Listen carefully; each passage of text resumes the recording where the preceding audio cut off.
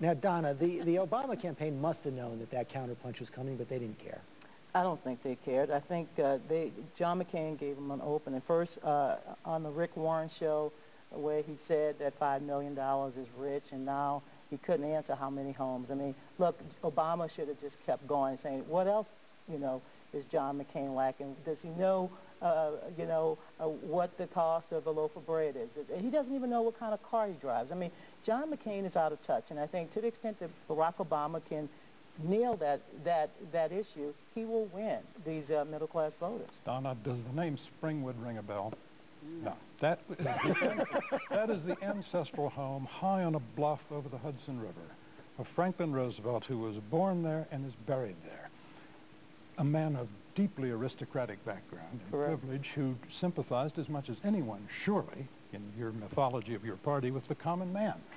Where did we get the idea that owning homes is a disqualification? It was not just the... I don't know. It started in the last, I think it was in the last presidential election when it was used against John Kerry. Exactly. But surely in a democracy, it's time for us to quit being sentimental and say the question we settle in an election is not whether elite shall rule, but which elite No, he shall could have rule. answered this question. He could have said, look, we have some houses in Washington and Arizona, and then we have some properties that we have as investment properties. But that's not what he did. He looked stumbling. He didn't look sure of himself. He looked old, and he also seemed to be just completely unaware of what his wealth was, which most people, and when wealth is measured in houses, which is something lots of people can relate to, most of us not only know how many houses we have, but we know what our mortgage is every month, and we know what our taxes are, and we know how hard it is.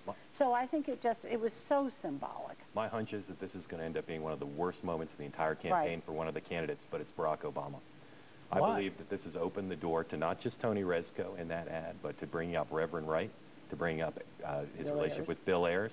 I think that the Obama campaign aggressively jumped on something. Don't you think that was going to come up anyway? I think it would have been hard for John McCain, given the way he says he's going to run this campaign, to do all this stuff without the door being open. There was no criticism from the press and the chattering class of coming back with that Rezko ad.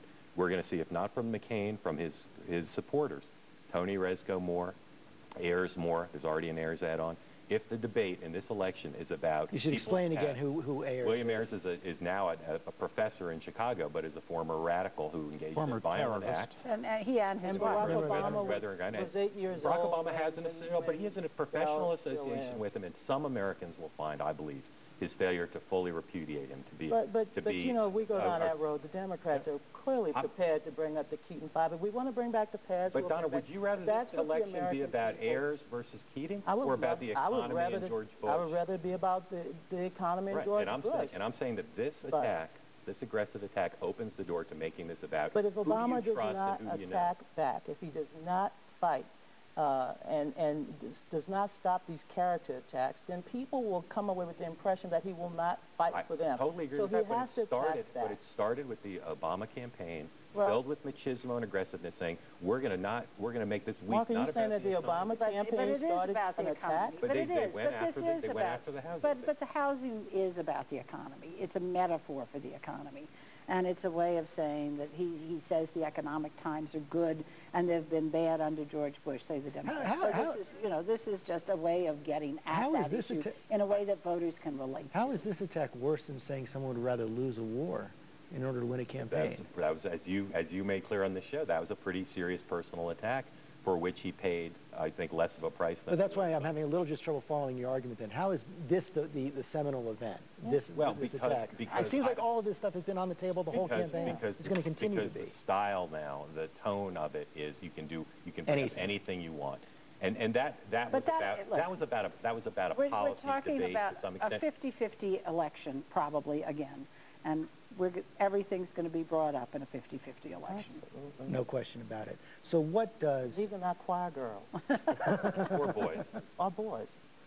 As we look ahead,